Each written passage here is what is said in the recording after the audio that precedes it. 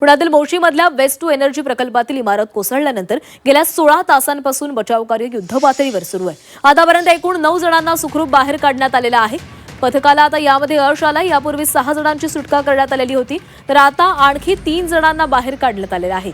मात्र तळमजल्यामध्ये अजून काही कर्मचारी अडकल्याची भीती असून त्यांच्याकडून कोणताही प्रतिसाद मिळत नसल्याची माहिती आहे। हे कर्मचारी गेल्या 16 तासांपासून बिल्डिंग खाली अडकलेले असून त्यांना बाहेर काढण्यासाठी शर्थीचे प्रयत्न केले जात आहेत। घटनास्थळी लष्कर, एनडीआरएफ, पिंपरी चिंचवड अग्निशमन दल आणि पिंपरी चिंचवड पोलीस यांच्यासह विविध यंत्रणा संयुक्तपणे बचाव कार्य करताना दिसत आहेत। रेस्क्यू ऑपरेशन अजूनही सुरू आहे।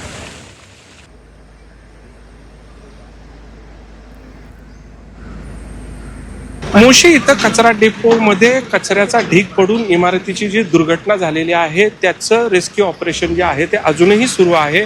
नेमकं रेस्क्यू ऑपरेशन कशा पद्धतीनं सुरू आहे, रेस्क्यू ऑपरेशनमध्ये काय अडथळे येत आहेत आपण जाणून घेऊया पोलीस अधिकाऱ्यांकडून। काय सांगाल सर, कशा पद्धतीनं रेस्क्यू ऑपरेशन सुरू आहे, काय अडथळे आहेत, 9 जणांशी संपर्क होऊ शकलाय का? काल जशी घटनेबाबत माहिती मिळाल्यानंतर पासून दुपारपासून आतापर्यंत चालू आहे ऑपरेशन, कंटिन्युअसली चालू आहे। या ठिकाणी एनडीआरएफची टीम आहेत, फायर ब्रिगेड आहे, त्याचबरोबर आर्मीची टीम आहेत, सर्व प्रशासनाच्या सर्व या ठिकाणी तळ ठोकून आहेत आणि संपूर्ण जे काही माहिती मिळालेली आहे त्या अनुषंगाने सर्च ऑपरेशन सुरू आहे। 9 लोकांना आतापर्यंत आपण बाहेर सुस्थितीमध्ये काढण्यामध्ये यश मिळालेलं आहे प्रशासनाला। काय अडथळे येत आहेत? खरं तर जवळपास 18 तासाहून अधिक काळ झालेला आहे, काय नेमक्या अडचणी येत आहेत?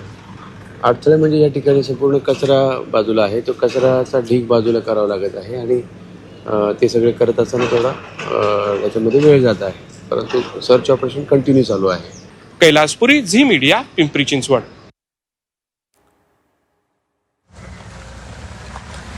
तर कचऱ्याचा डोंगर इमारतीवर कोसळलेला आहे।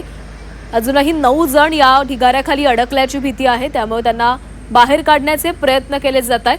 तळमजल्यावर इमारतीच्या काही कामगार अडकल्याची भीती आहे आणि त्यांच्याशी अद्याप कोणताच संपर्क होऊ शकला नाहीये। त्यांना बाहेर काढण्याचे, शोधण्याचे प्रयत्न सुरू आहेत।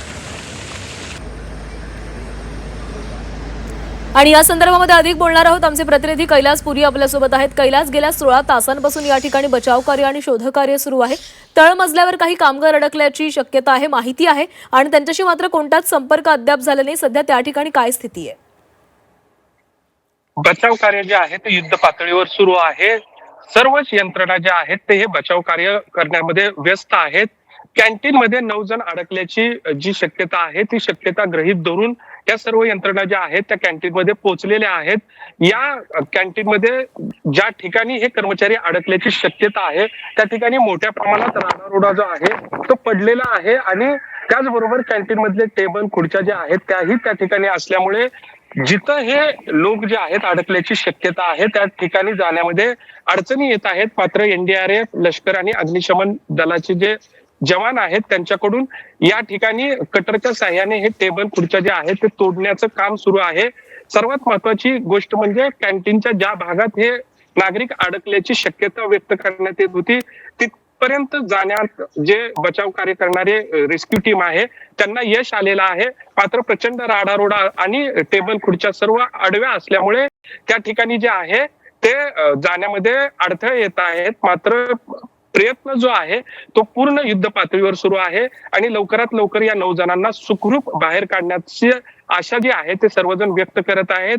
वास्तविक पाहता ह्या 9 जणांची कोणतीही हालचाल किंवा त्यांच्याशी कोणताही संपर्क जो आहे तो गेल्या काही तासांपासून झालेला नाहीये। सुरुवातीच्या काळामध्ये त्यांच्याशी संपर्क झाल्याचं बोललं जात होतं, मात्र काल सायंकाळपासून 9 जण जे आहेत त्यांच्याशी कोणताही संपर्क झालेला नाही। मात्र हे सर्वजण सुखरूप असतील आणि त्यांना सुखरूप बाहेर काढण्यासाठी सर्वजण जे आहेत ते प्रयत्न करत आहेत।